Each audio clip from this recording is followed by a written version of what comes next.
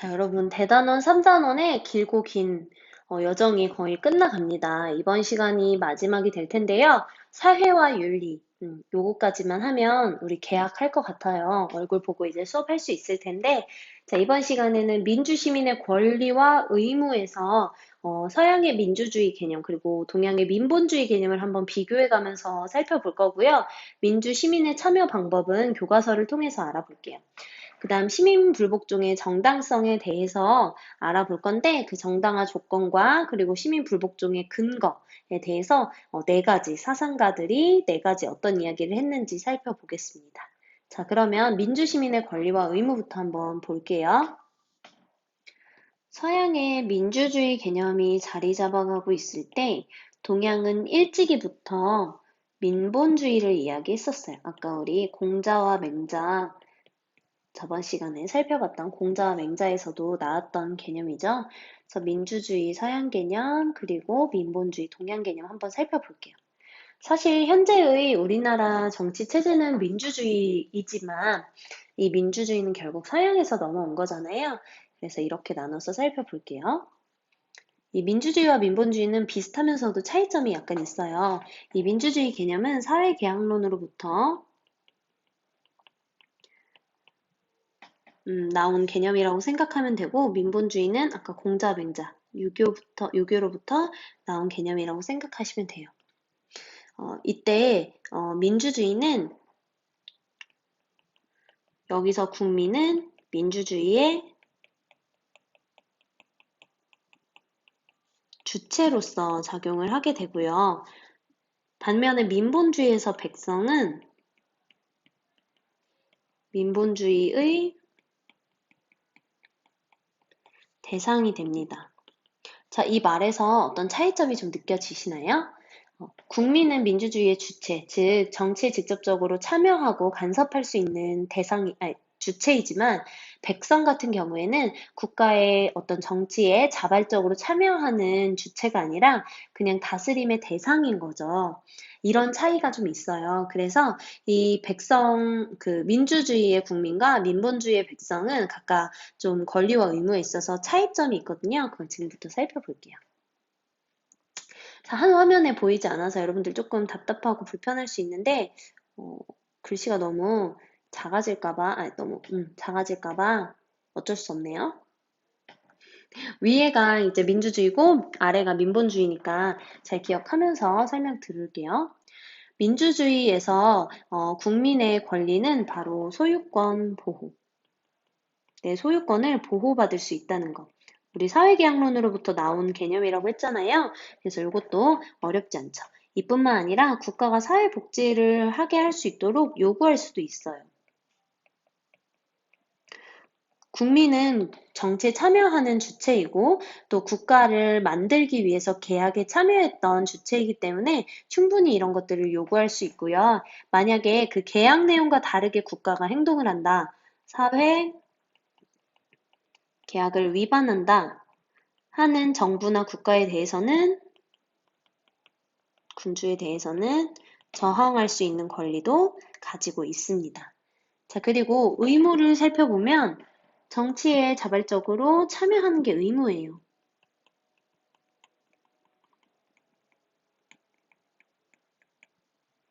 그리고 국가가 우리의 계약 내용을 잘 지키고 있는지 적절하게 감시하는 것도 우리의 의무이자 역할입니다. 현재 우리나라 민주주의 안에서도 시민들의 의무, 정치에 자발적으로 참여할 의무가 있고요. 그래서 우리가 열심히 투표하고 또 국가의 어떤 정치를 감시하고 살펴보는 거죠. 자, 반면에 민본주의에서의 백성의 권리는요. 어떤 게 있냐면 자발적으로 참여하거나 하는 건 없어요. 단지 그냥 국가가 다스리는 대로 따라가는 거예요. 하지만 만약에 백성을 위한 정책을 펼치지 않는다. 백성을 위하지 않는 군주가 있다. 하면 백성들 또한 저항할 수 있습니다. 이건 맹자가 제시했던 역성혁명과 관련이 있는데요. 선생님이 아까 저번 시간에 민본주의에 대해서 이야기를 하면서 군주는 곧 하늘의 뜻으로 뽑힌 사람이며 이 하늘의 뜻은 곧 백성의 뜻이다라고 이야기했었죠. 만약에 그 군주가 백성을 위하지 않는다면 하늘의 뜻을 저버린 것과도 같은 거예요. 유교에서는. 그러면 백성들은 이 군주에 대해서 저항할 수 있는 거죠. 그래서 왕을 바꾸는 혁명, 이걸 역성혁명이라고 부릅니다. 이 백성의 의무는요, 덕치나 민본주의 있죠. 국가 군주의 덕으로 감화되거나 혹은 민본주의, 민본정치, 백성을 근본으로 생각하는 정치에 감화되어서 국가에 충성하는 게 의무입니다. 자, 여기까지 이해가나요? 많이 어렵지 않죠? 다만 이 민주주의와 민본주의에 있어서 국민과 백성이 주체로서 역할을 하느냐 혹은 대상으로서 다스림만 받느냐에 대한 차이가 있지, 국가가 백성이나 국민을 위해서 소유권을 보호하거나 사회복지를 해주는 것은 당연한 거라는 거. 다만 이들은 이걸 요구할 수 있지만 백성들은 그냥 덕치나 민본주의로서 군주가 자동적으로 해줄 테니까 여기에 충성하는 역할만 하면 된다고 이제 기억하시면 됩니다. 이 외에도 민주시민의 참여 내용을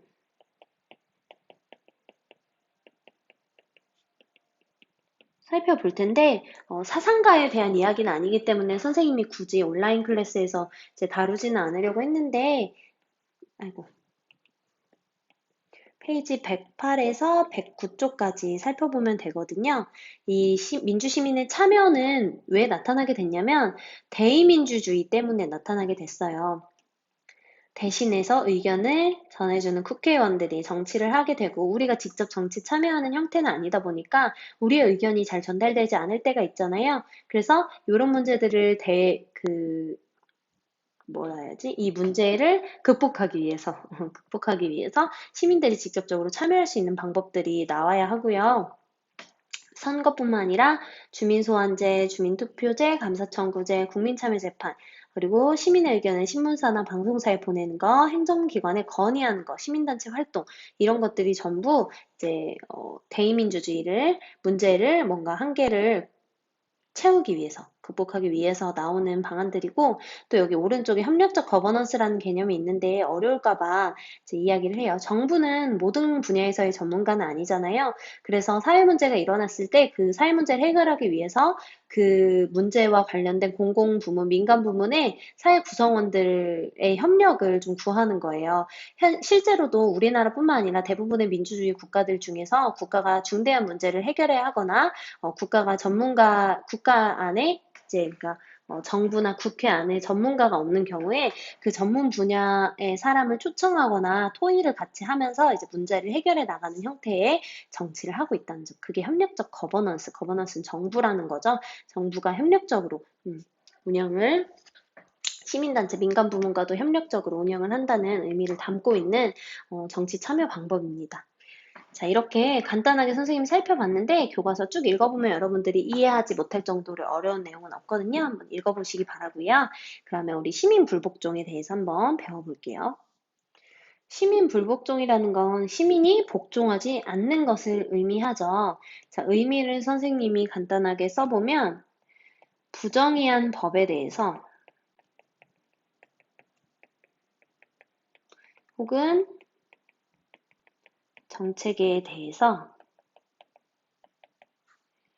시민이 거부하거나 의도적으로 법을 지키지 않는 것, 위법을 저지르는 것, 이거를 시민불복종이라고 합니다. 그 대표적인 예를 들어보면 간디의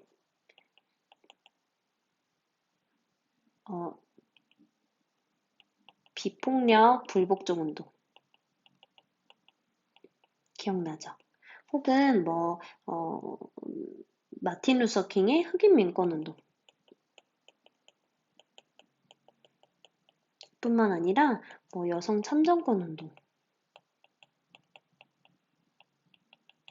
이런 것들이 전부 시민 불복종에 해당하는 예시들이었어요. 이 시민 불복종이 정당화되기 위해서는 조건들이 있어야 돼요. 왜냐면 시민 불복종은 결국 이미 만들어진 안정적인 국가의 법이나 정책에 의도적으로 거부를 하거나 법을 지키지 않겠다고 이야기를 하는 거잖아요.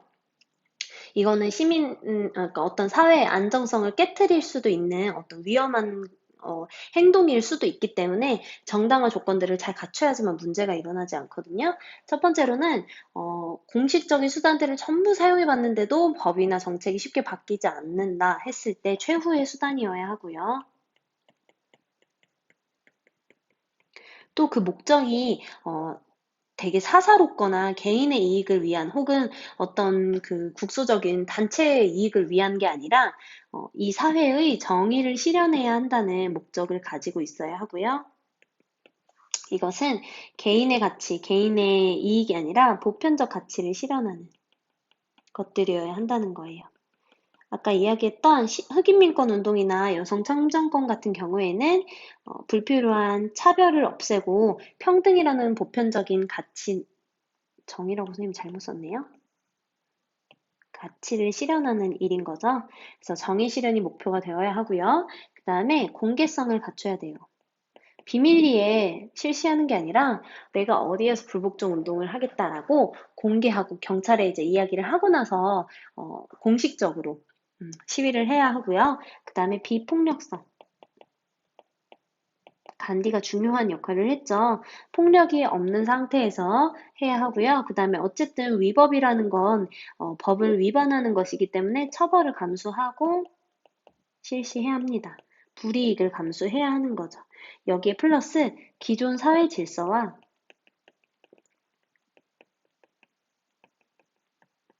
법 질서를 존중해야 해요. 이걸 전제로 해서 이런 조건들을 지켜야 한다는 거. 이거 무슨 의미냐면요, 여러분.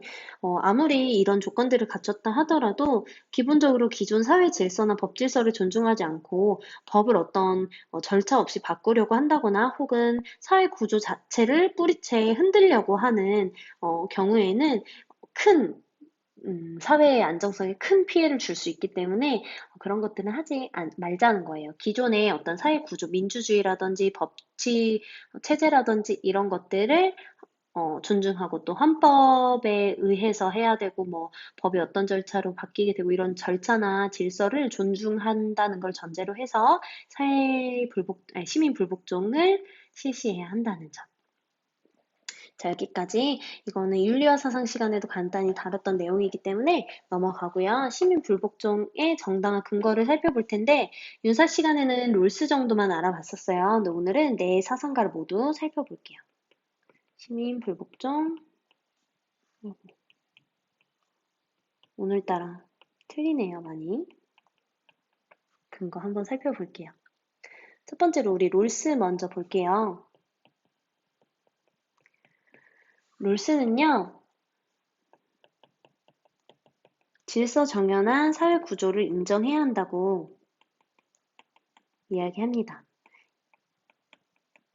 이 사회 구조에 대한 것이 아니라 법이나 정책에 대해서 불복종을 할 수 있다는 거예요. 즉, 어떤 우리나라는 대통령제잖아요. 근데 대통령제 자체를 바꿔버리자가 아니고, 민주주의인데, 우리 이거 민주주의 그만하자, 공산주의 체제로 돌리자.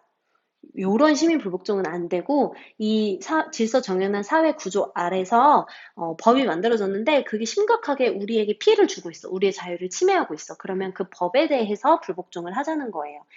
여기서 그 법이나 정책에 대해서는 이제 이렇게 이야기를 하거든요. 다수가 공유하는 정의관에 위배되는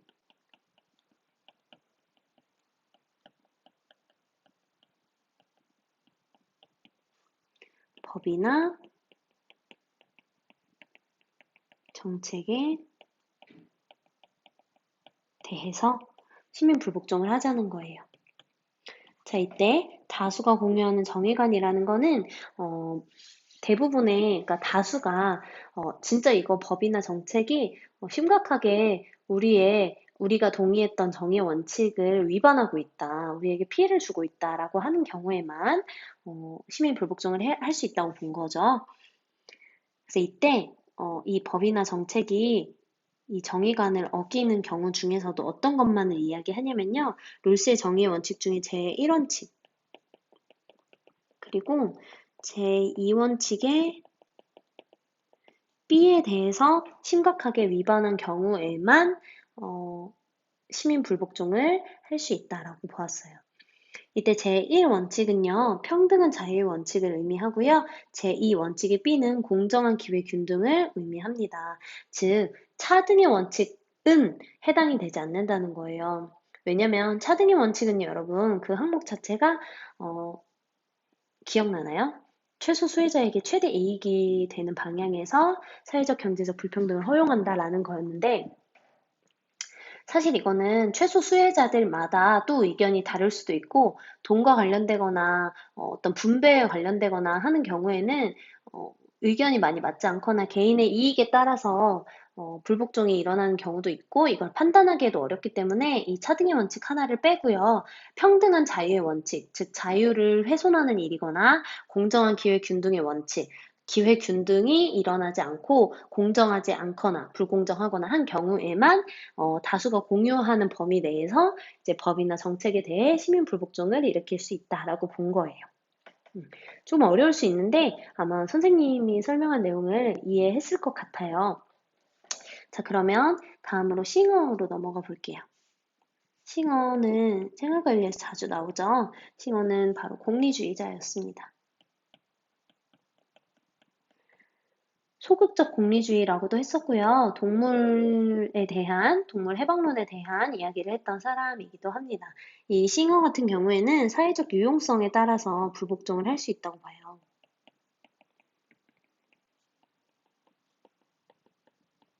즉, 사회에 이익이 되는 선에서만 불복종을 할 수 있다고 본 거죠. 어렵지 않으니까 바로 넘어갈게요. 이번에는 소로라는 사람을 알아볼게요. 소로는 이 시민 불복종 내용에서만 나오는 사상가예요. 이 소로는 양심에 대해서 이야기를 합니다. 우리는 국민이기 이전에 인간이다라고 이야기를 해요.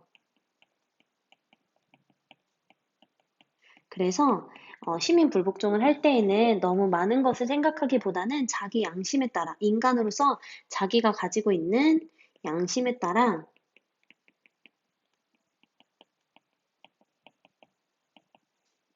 이거는 너무 부정의하다 라는 거에 대해서 적극적으로 저항할 수 있다고 봤어요.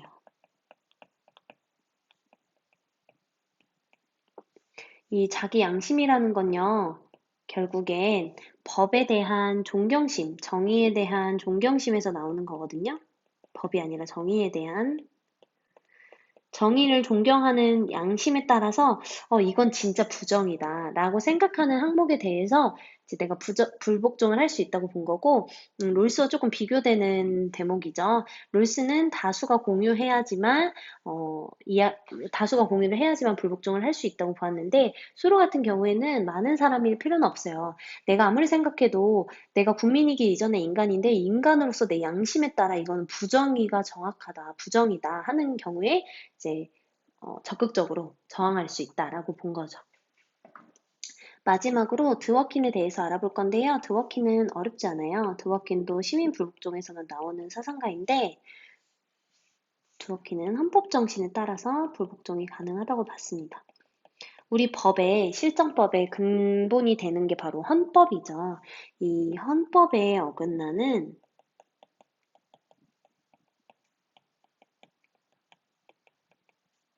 법과 정책에 불복종할 수 있다고 보는 거예요. 자, 이렇게 우리 시민 불복종 근거로 내 사상가를 알아봤는데, 롤스 같은 경우에는 시민 불복종의 근거가 다수가 공유하는 정의관이어야 하고요. 단, 이 다수가 공유하는 정의관에서 차등의 원칙은 제외된다는 점, 평등한 자유의 원칙과 공정한 기회 균등의 원칙에 대해서 이야기를 해야 되고, 싱어 같은 경우에는 공리주의자이기 때문에 사회적 유용성에 따라서 유용성이 시민 불복종을 했을 경우에 더 높다라고 판단되는 경우에 불복종이 가능하다고 보았고, 소로는 개인의 양심을 근거로 해서 우리는 국민이기 이전에 인간이기 때문에 내가 개인이라고 하더라도 다수가 아니라고 하더라도 개인으로서 내 양심에 따라서 이건 부정의가 확실하다라고 하는 경우에 적극적으로 저항할 수 있고 드워킹 같은 경우에는 헌법 정신에 따라서 헌법에 어긋나는 법이면 정책에 불복종해도 된다라고 보았다는 점. 자, 마지막으로 마틴 루서킹 선생님이 적어놨는데요. 이 마틴 루서킹은 아까 선생님이 흑인 민권 운동 얘기할 때 잠깐 이야기했던 사람인데 이 마틴 루서킹은 인간 존엄성을 무시하거나 부정한다 하면 그런 법에는 무조건 불복종할 수 있다라고 보았습니다. 인간 존엄성을 무시하거나 부정하는 게 바로 흑인에 대한 차별이었죠. 인종차별. 자, 그 다음에 여기에 선생님이 한계점을 적어놨는데요. 어쨌든 시민 불복종은 우리의 권리, 시민의 권리를 되찾고 부정의한 법이나 정책을 바로잡을 수 있다는 점에서는 좋은 역할을 해요. 근데 법의 안정성이나 사회 구조를 위협한다는 한계는 분명히 있어요.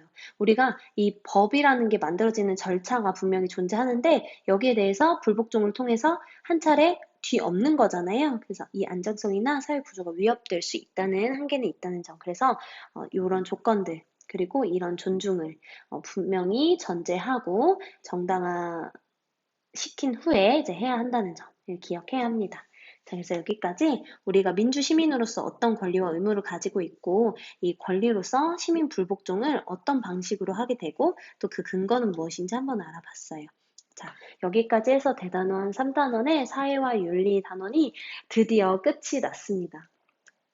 이렇게 우리 대단원 1, 2, 3단원을 배워봤는데 이 다음은 이제 과학과 윤리에 대한 내용이에요. 선생님이 그 내용은 일단은 중간고사 이전에는 하지 않을 생각입니다. 그래서 이렇게 대단원 3단원까지 지금 선생님이 설명한 모든 인터넷 강의 내용 있죠. 온라인 클래스에 올라온 강의 내용은 시험 범위에 해당하고요. 그 다음에 등교한 후에 선생님이 여러분들이 어려워했던 점들 조금 더 보충하고 수행평가 한 후에 이제 중간고사 보도록 하겠습니다. 남은 시간 동안에 여러분 선생님이 올려놓은 강의 이해가 안 되면 한 번 더, 두 번 더 들어보고 복습했으면 좋겠고요. 모르는 점은 등교 후에 선생님한테 얼마든지 질문하시기 바랍니다. 너무너무 수고 많았어요, 여러분.